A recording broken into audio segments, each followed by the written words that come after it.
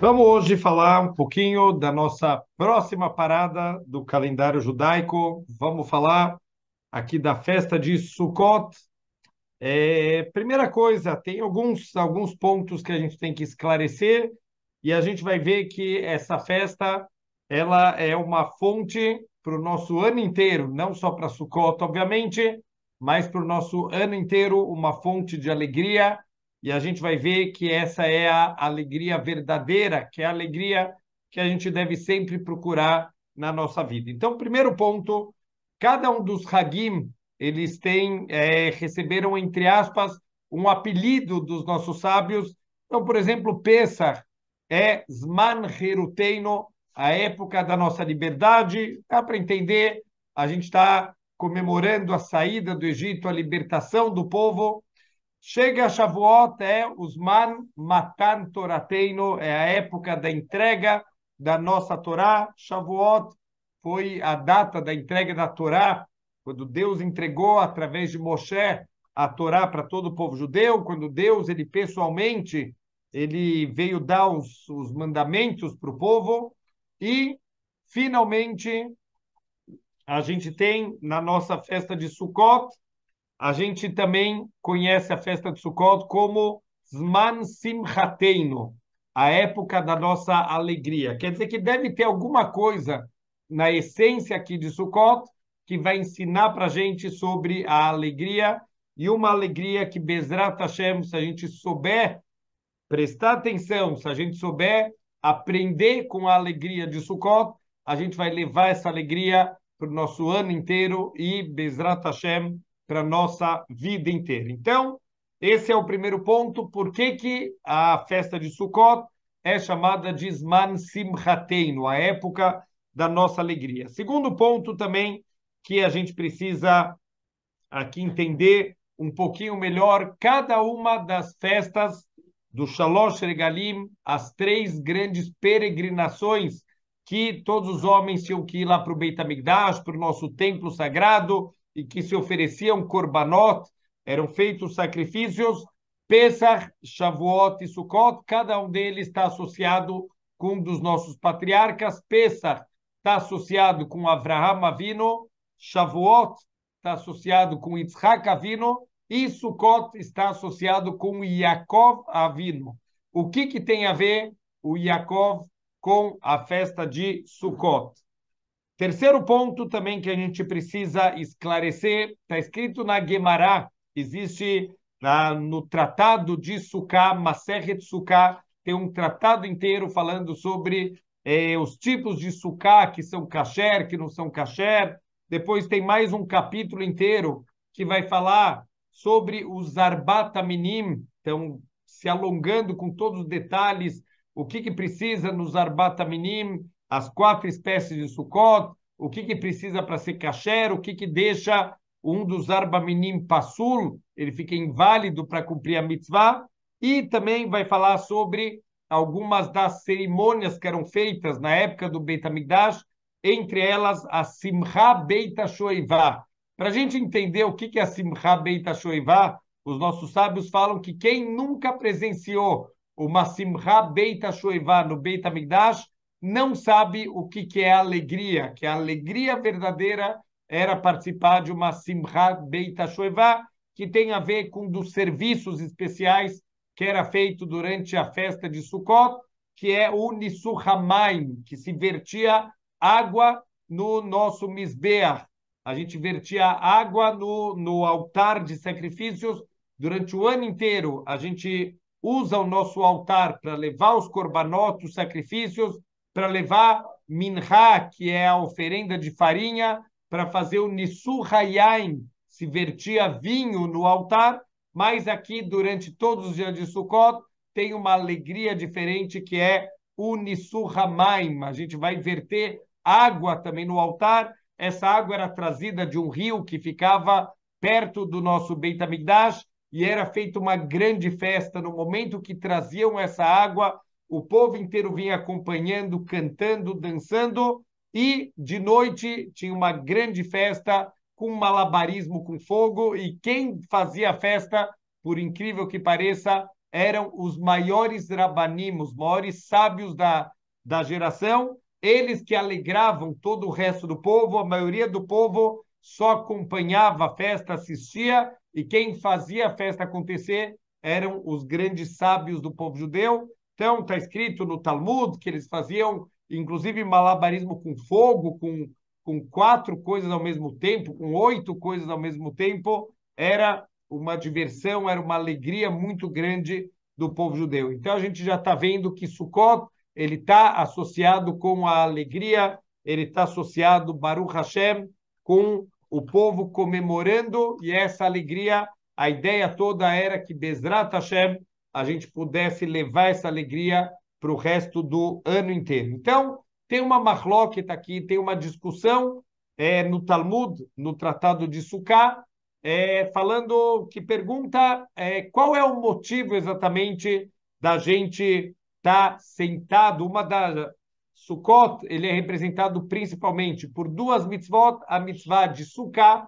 Sukkah a gente vai ficar durante todos os dias de Sukkot, a gente vai abandonar nossa casa e transformar a Sukkah na nossa casa. O que é Sukkah? Uma cabana que o teto dela obrigatoriamente tem que ser um teto provisório, tem que ser, normalmente se faz com plantas, com bambus, com pedaços de madeira, mas tem que ser alguma coisa provisório, que pela Allahá tem que entrar chuva, se chover, vai entrar água na Sukkah. É impressionante, a gente está não sei quantas semanas sem uma gota de chuva, começaram as preparações para Sukkot, o céu começa a fechar e começam já as previsões de chuva. A gente vai chegar, tudo isso está dentro dos cálculos dos planos de Hashem, Bezrat Hashem, e isso está escondido, a alegria verdadeira que a gente vai levar, Bezrat Hashem, para o ano inteiro. Não é coincidência que começa as preparações para Sukkot, começa também as chuvas caírem, e a gente já começa a se preocupar como vai ser, e vamos conseguir comer na Sukkah, e dormir na Sukkah, e começa a jantar, começa a chover no meio, sai correndo com os pratos, o frango vira sopa. A gente vai ver que tudo isso deve ser parte da alegria. O Gaon Mivilna, ele falava que Sukkot é uma das mitzvot mais difíceis de cumprir da Torá. Por quê? Porque está escrito na Torá, Vesamachta bechagecha. A gente tem que estar feliz em Sukkot durante todos os dias do Hag. A gente deve estar feliz, e não é fácil. O Sukkot é uma festa que ele tem as suas particularidades, tem as suas dificuldades, e mesmo assim, a Torá, ela quer que a gente esteja feliz durante todos os dias do Hag. Quando a gente fala 7 dias de festa, isso na terra de Israel.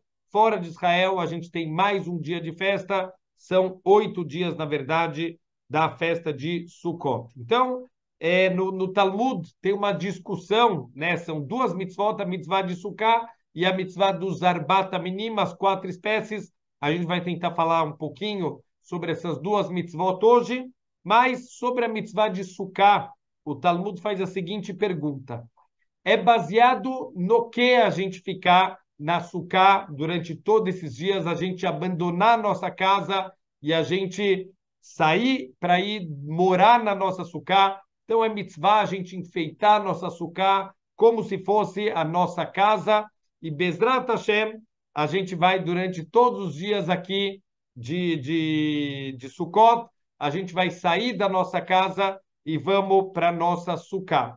Então, a discussão no Talmud é qual o motivo que a gente vai para Sukkah.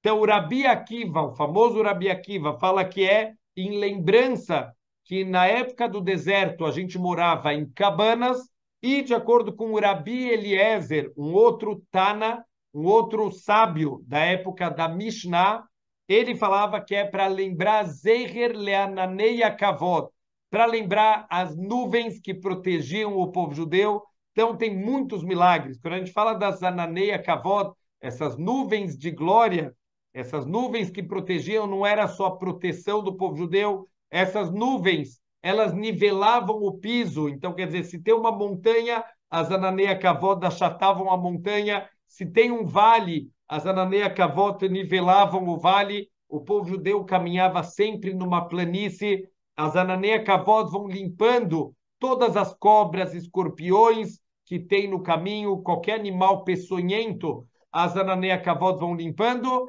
E olha que incrível, as Ananei Kavod lavavam as nossas roupas, acreditem se quiser, as pessoas pegavam as suas roupas, já tinha um grande milagre, que as roupas não estragavam, as roupas cresciam de acordo com o crescimento da pessoa. Se a pessoa pegasse a roupa dela suja e ela colocasse nas Ananei Kavod e pegasse de volta, essa roupa saía limpinha, cheirosa, já estava pronta para ser usada de novo. E o mais impressionante, esse processo não desgastava o tecido. Então, são milagres aqui muito grandes que estão acontecendo.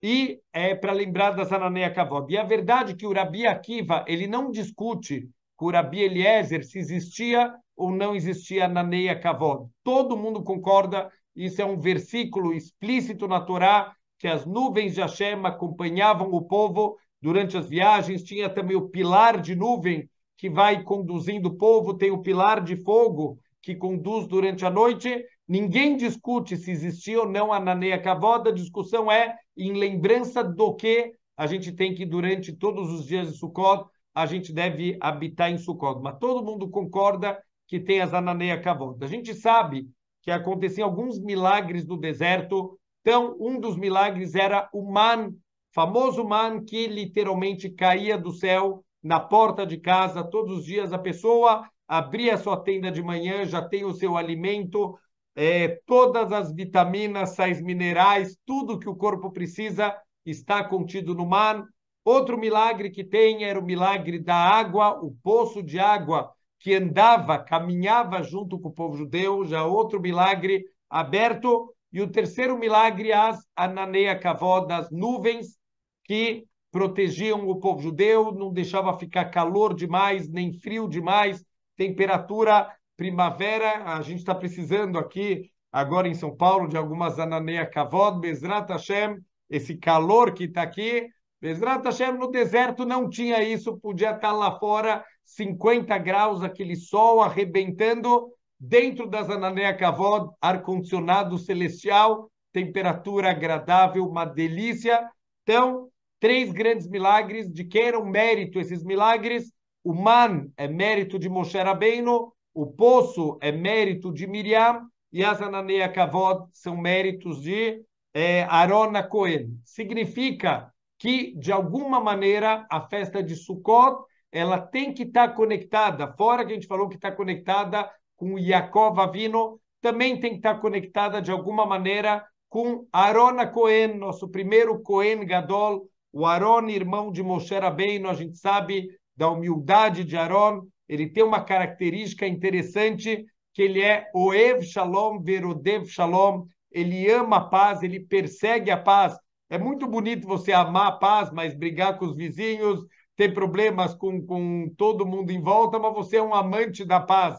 Não adianta ser amante da paz de maneira passiva. Ele era ativamente, ele corria atrás, ele vê que tem uma briga, uma discussão de duas pessoas, ele vai intervir, ele vai tentar fazer shalom. Ele é um amante verdadeiro da paz, ele persegue a paz e ele fazia a paz acontecer. Qual é a conexão entre aqui a festa de Sukkot com o Aaron HaKohen? Então vamos entender aqui um pouquinho sobre as Ananei Kavod. Qual é a mensagem que essas Ananei Kavod elas mandam para a gente? Quando a gente vai para Sukkot, a gente está abandonando a nossa construção, a nossa casa. A gente acha que a nossa casa, ela que protege a gente, as paredes de concreto, as portas de madeira, com vários tipos de trancas que a gente coloca, e tem a multilock para travar em todas as direções, e tem a ganá na porta,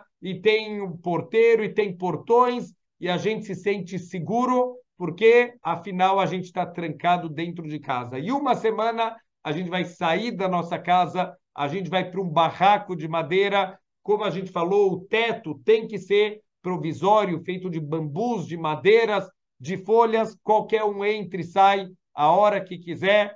Daqui a gente vai aprender que, da mesma maneira que as Ananei Kavod, o que é nuvem? Nuvem é nada, nuvem é vapor de água, ela não tem nenhuma materialidade, Então, na verdade, quando o povo judeu está sendo protegido pelas Ananeia Kavod, não são as Ananeia Kavod que estão protegendo, é só, na verdade, uma cobertura para que a Ashgahá, a supervisão particular de Hashem, ele não seja revelado de uma maneira que a gente perca o nosso livre-arbítrio. Então, na verdade, não é o vapor que está protegendo, é Hashem. E a gente tem que ter essa certeza. Então, durante uma semana, eu vou sair da minha casa, eu vou para minha sucá e eu vou entender que, Bezrat Hashem, essa é a minha proteção verdadeira, é Hashem que me protege, não é o porteiro, não são as paredes, não é a porta, não é a tranca multilock, é Hashem que está me protegendo o tempo inteiro e a gente vai levar essa lição, Bezrat Hashem, para o nosso ano inteiro. Tem uma pergunta clássica aqui, que tem um outro ensinamento importante da Zananeia Kavod. Por que a gente está falando, né, da Zananeia Kavod? Se eu estou morando na Sucá por causa da Zananeia Kavod, significa que no deserto, quando a gente saiu do Egito, a gente já durante os 40 anos, a gente estava na Zananeia Kavod e agora Zeicher, em lembrança da Zananeia Kavod, eu estou também ficando uma semana na Sucá. Mas espera aí, a gente saiu do Egito na época de Pessah, então eu deveria sentar na Sucá e comer matzá na Sucá na época de Pessah, lá em Nissan, dia 15 de Nissan, a gente saiu do Egito e já começou a proteção da Zananeia Kavod. Naquela época eu deveria ter sentado na Sucá, não agora, 6 meses depois de Pessah. O que tem a ver eu sentar agora na Sucá, Zeicher Leananeia Kavod, lembrando da Zananeia Kavod, dessas nuvens, está muito tarde, já passaram 6 meses. Então, a resposta é que, na verdade, tiveram duas Ananeia Kavod, dois tipos de Ananeia Kavod.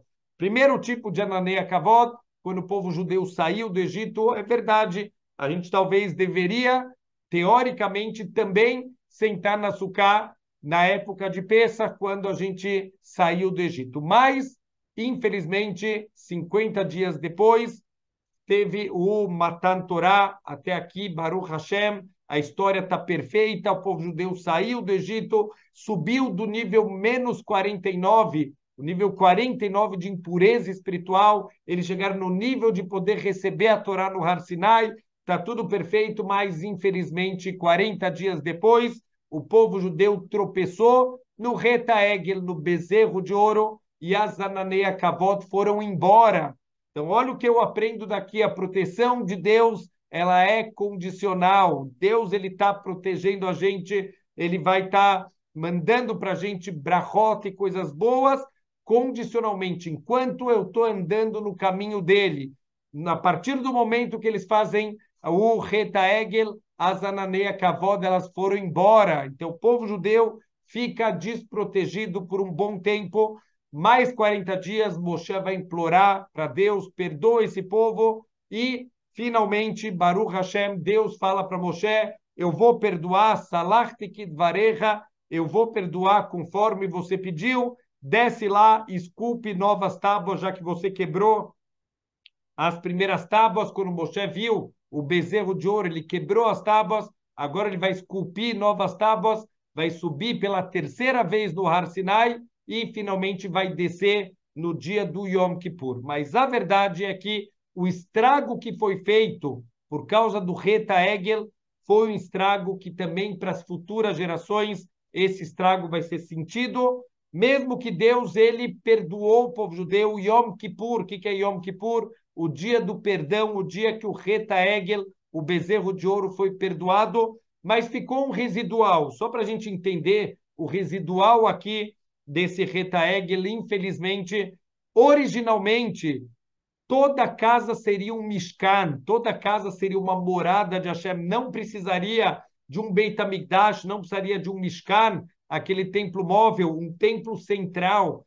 Cada casa seria um Mishkan, uma moradia de Deus. Cada casa tem o seu Behor, o seu primogênito. O Behor, ele seria o Cohen, ele vai fazer o serviço para Hashem dentro de cada casa, não precisaria de um Mishkan. Mas por causa do Reta Egel, eles caíram de nível espiritual agora as casas não têm mais esse nível e agora precisa de um Mishkan. Então, 4 dias depois do Yom Kippur, Deus vai dar para Moshe o comando da construção do Mishkan. Nesse momento, as nuvens voltam a proteger o povo judeu. Significa que a gente está morando nas segundas nuvens, não nas primeiras. Sukkot representa a volta das nuvens. Então, peraí, por que a gente não comemora Sukkot das primeiras nuvens e sim das segundas nuvens? Para a gente aprender que, por mais que as primeiras nuvens elas são queridas para Hashem, mas as segundas nuvens, as nuvens da Tchuvá, as nuvens do arrependimento, não importa que a gente caiu num nível tão grande quanto o bezerro de ouro, mas a gente se levantou, a gente fez tchuvá, a gente levantou a cabeça e consertou os nossos atos. Uau! Essas segundas nuvens, elas são mais queridas ainda para Hashem, e é por isso que a gente vai comemorar Sukkot das segundas Ananeia Kavod e não das primeiras Ananeia Kavod, são as nuvens Baruch Hashem da tchuvá do povo judeu. Então, a gente já aprendeu das Ananeia Kavod, a proteção de Hashem. Quem protege de verdade é Hashem e não são as portas, nem as paredes, nem as trancas.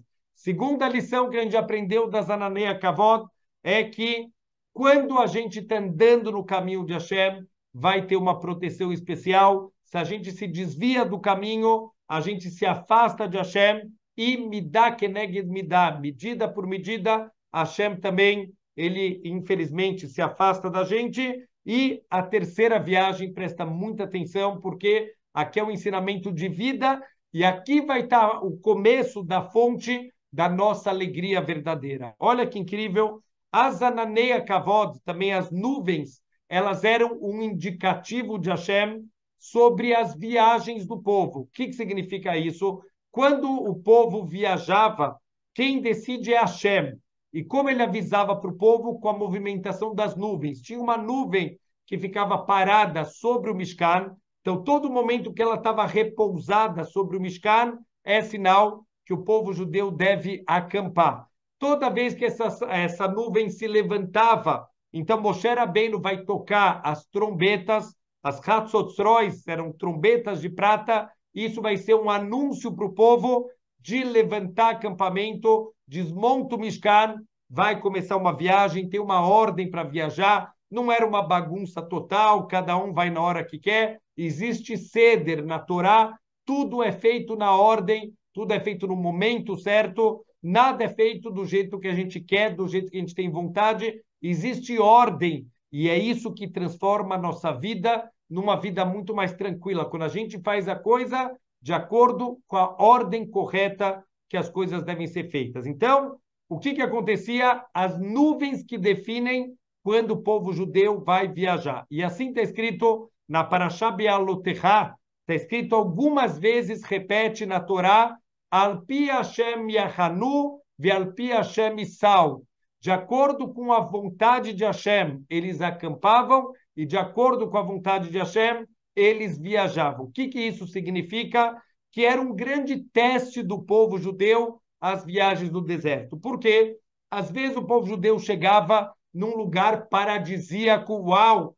Deus, nós queremos ficar aqui. Que lugar lindo! Eles chegavam em mananciais com fontes, com tamareiras. Uau, que lugar paradisíaco! A gente quer ficar aqui num oásis, no meio do deserto. No dia seguinte, a nuvem se levantava, eles têm que ir embora. Às vezes eles chegavam em lugares que não eram tão agradáveis. Hashem, detestamos o lugar, vamos ver se a gente vai embora rápido. E a nuvem ficava lá meses e meses, às vezes mais de um ano ficava parado no mesmo lugar.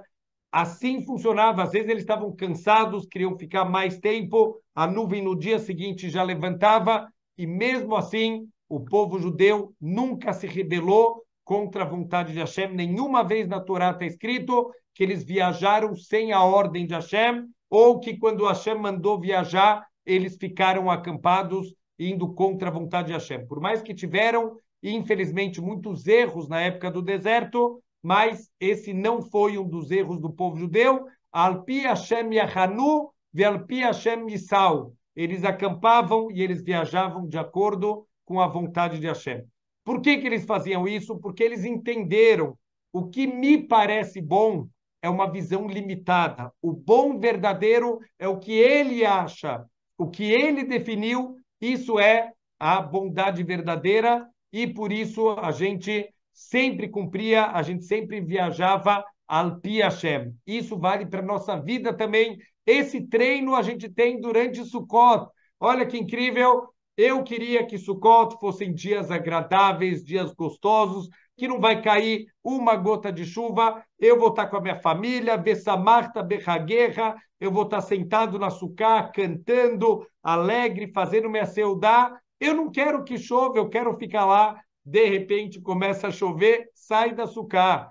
Tem outro dia que eu estou cansado, às vezes a gente até fica, ai, Shem, por favor, manda uma chuvinha aí para ver se eu descanso um pouco aqui em casa, e o céu aberto, não cai uma gota de chuva. Alpi Hashem Yachanu, Ve'alpi Hashem Isau. A gente vai fazer de acordo com a vontade do Criador do mundo e não de acordo com a nossa vontade. Por quê? Porque isso é o melhor.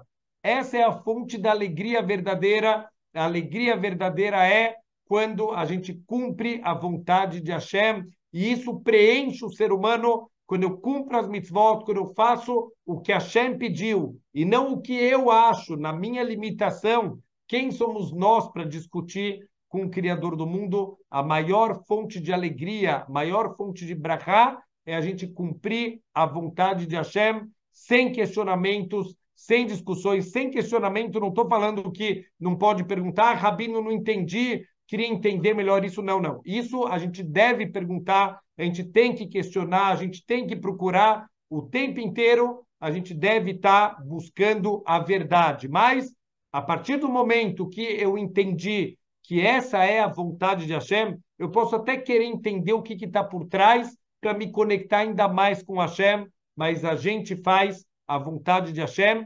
entendendo ou não entendendo o que ele quer, e a gente sabe que esse é sempre o melhor para a nossa vida. Uma pergunta impressionante.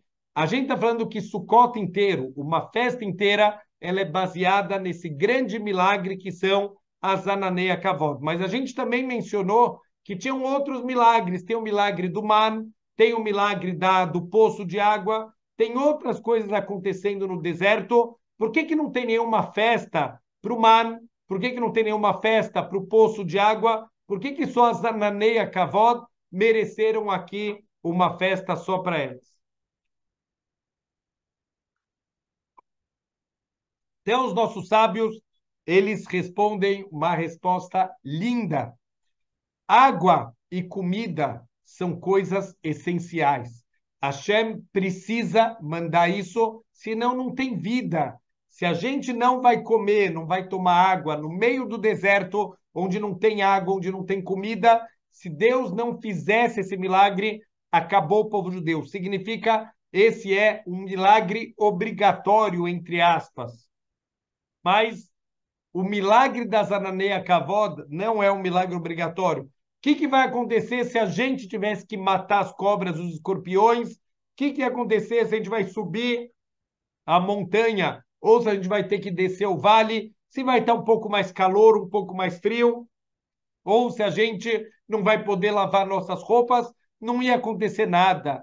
O milagre das Ananei Kavod não era o milagre que precisava acontecer. Ah, então se não precisava acontecer, por que que Deus fez esse milagre? Porque ele quer demonstrar o quanto ele ama o povo judeu. Quando você dá para alguém uma coisa que você é obrigado a dar, isso não demonstra teu amor. Você está obrigado a dar isso, você tem que dar. Mas quando você dá alguma coisa que você não estava obrigado, você demonstra o teu amor. Isso que representa a Sukkot, a demonstração de amor que o povo judeu tem, que Deus tem pelo povo judeu. Agora, olha que incrível. A gente sabe que a gente tem a mitzvah dos Arbat Aminim. Essa mitzvah é uma mitzvah muito interessante. Para quem nunca foi, vale a pena, uma vez na vida, ir num shuk, no mercado onde vende os Arbat Aminim.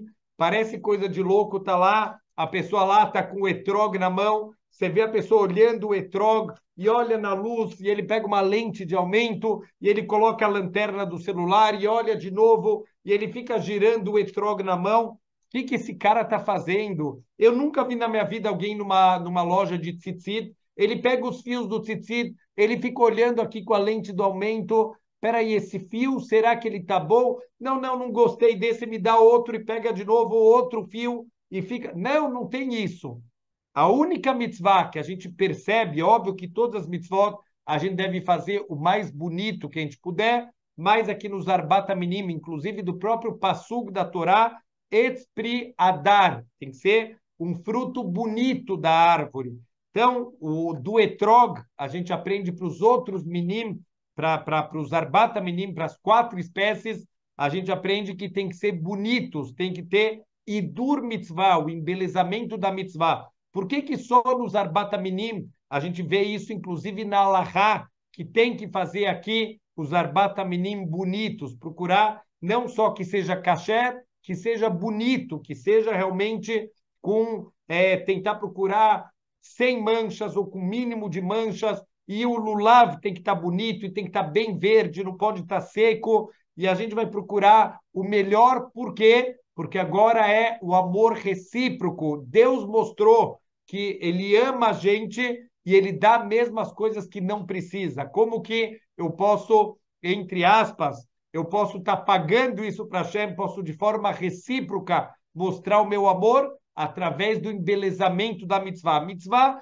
está lá, está kasher, acabou. Se é kasher, está pronto. Não, não, não, não, eu não quero só kasher. Eu quero bonito, eu quero embelezar a mitzvah. Ah, mas é desnecessário. É nisso que eu vou mostrar para Deus o meu amor. Então a gente tem que saber, muita gente reclama, mas Rabino, o etrog é um limão. Por que se cobra tão caro? $70, $100, nos Arbataminim, uma folha de palmeira, um limão, por que a gente vai gastar tanto? É esse o teste. Se você saiu do Yom Kippur e você realmente está conectado com Hashem, se você se arrependeu da gente gastar tanto para o mundo material e não dedicar nada para o mundo espiritual, é esse o teste, justamente o valor dos Arbataminim. Por que vale tanto? Porque o povo judeu ama essa mitzvah, a gente está disposto a pagar, mesmo que o preço é caro, e para muitas pessoas vai pesar esse dinheiro, a gente faz isso com alegria, a gente faz com um sorriso no rosto, porque eu fiz Tchuvah, Hashem, Yom Kippur foi de coração, eu agora quero estar conectado com você, eu vou embelezar minhas mitzvot, e eu vou fazer uma mitzvah, mesmo que racionalmente eu estou pagando muito por esses arbataminim, mas é com alegria que eu estou cumprindo a vontade de Hashem. Então, isso é mais um ponto aqui da nossa festa de Sukkot. Vamos falar um pouquinho do Yaakov Avinu. Por que Yaakov Avinu ele está conectado com a festa de Sukkot? Então, vamos lembrar aqui um evento marcante da Torá, o reencontro de Yaakov com Esav. O Yaakov já estava mais ou menos 34 anos fora de casa. Quando ele vai voltar para casa, vem avisar para ele, ele mandou alguns espiões, mandou pessoas para saber como estava a situação, mandou emissários, e esses emissários voltam falando, olha, o Esav está vindo na tua direção com 400 homens, tem uma outra opinião, eram 400 generais, e cada general tinha 400 homens, 160 mil soldados estão marchando contra Yaakov Avinu, parece que vai terminar de uma maneira trágica, uma batalha sangrenta. No final das contas, eles se abraçam e choram, tem várias explicações, o que significa esse abraço, esse choro, não vamos entrar tanto aqui na história, mas o Yaakov, numa tentativa, quer dizer, ele fez a parte dele, ele sabe que tudo depende de Hashem, mas ele fez a parte dele, ele dividiu o acampamento em 2 partes, ele reza para Hashem para pedir proteção, e ele manda presentes para os irmãos, manda muitos animais para tentar apaziguar o seu irmão. Então, o Esav, quando eles se reencontram, o Esav pergunta para ele, o que é todos esses animais que você me mandou? Então, o Yaakov fala, olha, eu queria encontrar graça aos teus olhos, eu quero fazer paz com você, eu não quero mais brigar, vamos voltar a ser irmãos. E o Esav fala, não, não, Yaakov, pode pegar, eu tenho muito, Yesh Lirav, eu tenho muito, eu não preciso mais. E o Yaakov responde para ele, eu também não quero. Yesh li hakol, eu tenho tudo. Peraí, alguém tem tudo? Como alguém pode ter tudo? Qual é a diferença da resposta do Esav e da resposta do Yaakov? O Esav está falando, olha, eu tenho muito, mas eu nunca vou me saciar. Se você insistir mais um pouquinho, eu vou receber teu presente. Assim aconteceu. Yaakov insistiu de novo e o Esav pegou. O que o Yaakov está falando? Yesh li kol. Eu tenho tudo. Como alguém pode ter tudo? Nem o dono da Microsoft tem tudo. Ele pode ter bilhões. Nem o dono da Amazon tem tudo.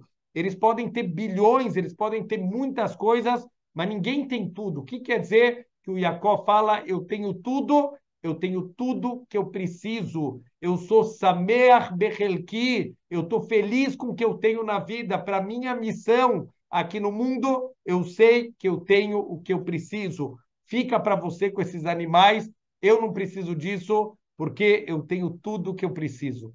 Essa é a fonte da alegria. A pessoa saber que ela tem tudo o que ela precisa. Maior fonte de tristeza que a gente tem na vida é, infelizmente, quando a gente está reclamando, me falta isso, quando eu tiver isso, quando eu chegar naquele cargo, quando eu casar, quando eu não sei o quê, aí eu vou ser feliz. Mentira! Se você não pode ser feliz agora, você não pode ser feliz com mais nada do mundo. A gente tem tudo que a gente precisa para ser feliz. Pode melhorar, Bezrat Hashem, pode vir outras coisas, podem vir coisas que eu estou pedindo para Hashem, mas agora eu tenho tudo o que eu preciso para a minha missão, para o meu trabalho. Isso tem que estar claro, não só aqui. No coração tem que estar claro, eu tenho tudo que eu preciso na minha vida. Se Hashem pode mandar mais, pode. Bezrat Hashem, a gente vai fazer a nossa parte, a gente vai fazer o nosso esforço, a gente vai fazer as nossas filot para Hashem, mas independente se ele mandar ou não mandar, eu estou feliz agora, porque eu tenho tudo. Esse é o segredo da felicidade. Não importa quanto a pessoa tem, se ele só consegue olhar para o que falta, essa pessoa nunca vai ser feliz. Sempre falta isso, falta aquilo. A pessoa tem 1 milhão, mas ele está sonhando com 2 milhões. Então ele não tem 1 milhão, ele tem menos 1 milhão. Ele não consegue aproveitar esse 1 milhão que ele tem porque ele está triste pensando nos 2 milhões. Então, quanto mais rica a pessoa, se ele não está feliz com o que ele tem, ele é o mais pobre de todos os homens. E o Yaakov, ele está mostrando, Yesh Likol, fica com os animais, eu tenho tudo o que eu preciso e eu já sou feliz com o que eu tenho. Então, esse é a conexão do Yaakov Avinu com Sukkot. Tem um passuk, tem um versículo explícito na Torá também, falando que o Yaakov Avinu, depois desse encontro do Yaakov com Esav, o Yaakov viajou para uma cidade chamada Sukkot. Olha só, não é coincidência. Por que essa cidade chamava Sukkot? Está escrito que ele construiu uma casa para ele e Sukkot para os animais. Quer dizer, o que são Sukkot? Cabanas, cabanas temporárias. Para ele, ele construiu uma casa. O que é a casa? Os nossos sábios falam, Beit, é o Beit Midrash, uma casa de estudos. A casa de estudos de Torá é uma casa sólida. Para os animais, o que os animais representam? Representam o sustento dele. Ele construiu cabanas provisórias. A sua Torá deve ser fixa e o teu sustento deve ser provisório. A gente não veio aqui no mundo para ter sustento, a gente não veio no mundo para ter luxos, a gente não veio no mundo para as coisas supérfluas. A gente veio no mundo para construir a nossa espiritualidade. Aqui deve ser aonde a gente vai colocar nossa energia, aonde eu vou botar minhas forças para construir a minha espiritualidade. Essa é a lição do Yaakov. Não olha o que te falta, olha o que você já tem. Já contei essa história algumas vezes, mas vale sempre a pena voltar. A famosa história do Círculo do 99. Tem um rei, e esse rei, ele é milionário, ele tem poder, ele tem mulheres, ele tem tudo que uma pessoa pode sonhar na vida. Ele vive num palácio com centenas de quartos, ele tem tudo do bom e do melhor, tudo feito de ouro, obras de arte na parede, e ele tem um bobo da corte, ele, uma pessoa que ficava lá para animar o rei nos dias que o rei ele estava em depressão, estava mal-humorado, e era impressionante, porque o rei que tinha tudo estava sempre mal-humorado, se queixando da vida, e esse bobo da corte, que era um homem simples, ele estava sempre feliz. Então, um dia esse rei começou a ficar mal-humorado, e ele perguntou para o bobo da corte: qual o segredo da tua alegria? Me conta. E ele falou: olha, rei, sabe qual o segredo da minha alegria? Eu sou feliz com o que eu tenho. Baruch Hashem, eu tenho minha casa, eu tenho minha família, eu tenho meu trabalho, eu ganho meu dinheiro de forma honesta, eu posso trabalhar servindo o rei. O que mais que eu preciso na minha vida? Eu tenho tudo, eu tenho uma boa esposa, bons filhos, eu tenho tudo. Yesh li kol. Então o rei não se conformava, ele chama lá os conselheiros, esse homem está me mentindo, ele está me enganando. E os conselheiros falaram: rei, ele está falando a verdade, ele não está te enganando, e a gente pode te provar com a experiência do Círculo do 99. Então o rei falou: círculo do quê? Nunca escutei isso. Olha, é uma experiência científica.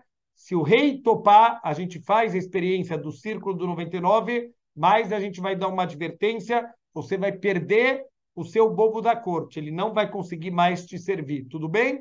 Então o rei fala: tudo bem, se for para eu aprender alguma coisa importante na vida, eu estou disposto. E aí, naquele dia mesmo, tá lá o bobo da corte de noite, tá feliz da vida, tá sentado em casa com a família, se escuta do lado de fora risadas, ele lá se divertindo com os filhos, está lá falando de uma forma muito carinhosa com a esposa. De repente, eles escutam batidas na porta, um dos filhos vai abrir e não tem ninguém, mas ele vê que tem uma sacola lá no chão e ele chama o pai e falou: pai, alguém deixou uma sacola. Então vai lá o pai, ele abre a sacola, tem moedas de ouro. Então, gente, que esquisito, ele sai da casa, ele procura, não tem ninguém perto, ele não está entendendo o que está acontecendo, ele leva essa sacola para dentro de casa, são moedas de ouro, cada moeda de ouro valia talvez meses de salário daquele bobo da corte, e ele começa a contar quantas moedas tem, ele começa a botar na mesa pilhas de 10 em 10 moedas, 10, 20, 30, 80, 90, 97, 98, 99. Quando ele vai pegar a moeda 100, acabou, a sacola está completamente vazia. Falou: não, não, não pode ser, ninguém me daria 99 moedas, certeza que tem a centésima moeda, cadê a moeda? E aquele homem tranquilo, aquele homem carinhoso, aquele homem feliz, começa a ficar estressado. Falou para o filho: você que abriu a porta, você mexeu na sacola? O filho fala: pai, eu não mexi em nada, eu só abri, eu te chamei. Não, não, você deve ter mexido na sacola, vai já, pega uma lanterna, vai procurar lá fora, começa a gritar com os filhos. E a esposa falou: querido, querido nada, cadê a moeda? Tá faltando a moeda. Começa a gritar, nunca na vida tinha gritado com a esposa, começa a gritar com a esposa dele, e ele está irritado, eles viram a casa inteira, ninguém aqui vai dormir enquanto a gente não achar a centésima moeda de ouro, e tá todos os filhos, todo mundo estressado lá procurando, viram a casa do avesso e não encontram a centésima moeda de ouro. Então esse bobo da corte não dorme naquela noite, ele começa a fazer as contas, quantas horas a mais ele vai ter que trabalhar para poder comprar a centésima moeda de ouro, e ele também começa a fazer as contas, a esposa vai ter que conseguir agora um emprego fora de casa, e os filhos vão vender também balinha no semáforo, agora todo mundo vai começar a trabalhar, e daqui a 6 meses a gente vai conseguir comprar a centésima moeda de ouro. E assim, o próprio bobo da corte também saía do trabalho lá no palácio e foi trabalhar de Uber também, e foi fazer outros trabalhos, fazia um bico aqui, um bico lá, praticamente já não dormia mais. Todo dia ele chegava no palácio mais mal-humorado do que o rei, estava sempre bravo, sempre ranzinza, e já não comprava mais comida para economizar, e já não comprava mais água, bebe só um pouquinho de água, começou a virar uma pessoa insuportável, até que o rei não aguentou mais ele e despediu o bobo da corte, e ele comprovou o Círculo do 99. Essa era a experiência do Círculo do 99, que é mais conhecido como falta um. Não importa quanto você tem na vida, foca no que falta na tua vida. Esse é o segredo da infelicidade. Sukkot vem ensinar o contrário. Olha o que você tem de bom na vida. Baruch Hashem, durante uma semana eu vou sair da minha casa. Uau! A minha casa com todos os confortos, minha casa maravilhosa, eu vou sair, eu vou para um barraco de madeira, que se chover eu vou ter que sair, e eu vou dormir lá, e às vezes tem mosquito, e é difícil, não é? Não é uma mitzvah fácil da gente cumprir, mas o que a gente começa a perceber? Eu estou lá sentado com a minha família, e a gente está comendo, e a gente está feliz. Uau, eu não preciso de nada disso para ser feliz. Eu achei que para ser feliz eu precisava de carros na garagem, e eu precisava de quadros caros na parede, e eu precisava de mansões. Eu não preciso de nada disso. Com uma casa de madeira, eu consigo estar feliz. Seja Sameach Bechelko, seja feliz com o que você tem, não olhe o que te falta, agradece para Hashem o que você já tem. Essa é a fonte da felicidade, não de Sukkot. Essa é a fonte de felicidade da vida. Pega a lição de Sukkot para a gente levar Bezrat Hashem para a vida inteira. Vamos tentar conectar aqui agora com o Aaron Cohen. O que tem a ver Sukkot com o Aaron Cohen? Aaron é uma pessoa que ele ama a paz. Para a pessoa ter paz, paz em ivrit é shalom. Para a pessoa ser shalom, ele tem que estar shalem, ele tem que estar completo. Você só vai ter paz com os outros se você está em paz com você mesmo, e você só vai conseguir pensar na paz com os outros se você sente que você tem tudo que você precisa, se você está shalem, se você está completo com você mesmo e você sente que você tem tudo que você precisa, aí eu vou conseguir pensar nos outros. Enquanto eu sou uma pessoa egoísta, me falta isso, me falta aquilo, eu quero, então a gente não vai conseguir pensar nos outros. Se eu sinto que eu sou uma pessoa que eu tenho tudo que eu preciso, uau, agora eu posso começar a pensar um pouquinho mais nos outros, eu posso, Bezrat Hashem, começar a buscar a paz das outras pessoas, e assim vivia Aaron Cohen. Está escrito no passuco, Frossa Leino Sukat Lomecha, estenda sobre nós, assim a gente fala na Tfilá, estenda sobre nós a sucá da sua paz. A sucá está associada com a paz. Quando a pessoa está feliz com o que ele está em paz com ele mesmo. E quem está em paz com ele mesmo está em paz com os outros. Quando os Koanim dão para a gente abrahá, eles falam no singular, Yaseh lecha shalom, que Deus faça para você a paz. Por que para você? Paz sempre envolve duas pessoas, dois países, duas pessoas, duas empresas. Para ter briga, precisa envolver pelo menos duas. Por que a paz está falando para uma pessoa? Porque, na verdade, se você está em paz com você mesmo, você está em paz com o mundo. Se você não está bem com você mesmo, você também não está bem com ninguém do mundo. Essa é, Bezrat Hashem, a lição que a gente pode aprender de Aaron Cohen. Só para a gente terminar, a gente acabou não conseguindo falar muito dos Arbat Aminim, são as 4 espécies de Sukkot.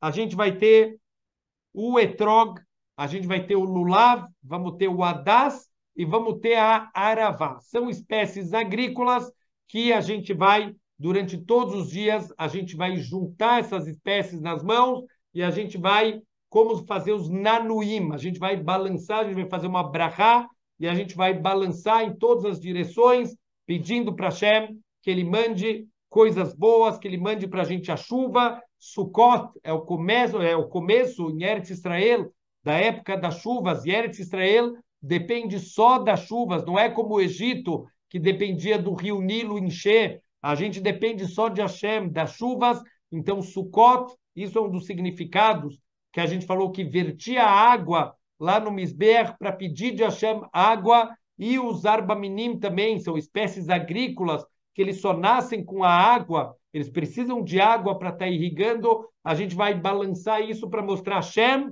por favor, a gente precisa das tuas chuvas, a gente precisa da tua água. O que representam esses os arbaminim, essas 4 espécies, os 4 tipos de Yehudim? O etrog, ele tem cheiro e tem gosto, representa aquele Yehudi que ele tem Torá e ele tem bons atos. O lulav, ele tem gosto, mas não tem cheiro. É o judeu que tem Torá, mas não tem bons atos. O hadas tem cheiro, mas não tem gosto. É o judeu com bons atos, mas que não tem Torá. E aravá não tem nada, não tem nem cheiro, nem gosto. É aquele Yehudi que, infelizmente, não tem nem Torá, nem bons atos.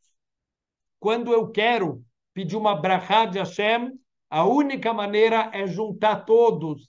só quando o povo está unido, um se importando com o outro. É verdade, eu tenho mais espiritualidade que o outro, então eu vou ajudar o outro, eu vou juntar para poder trazer as pessoas, para conectar todas as pessoas com a Hashem.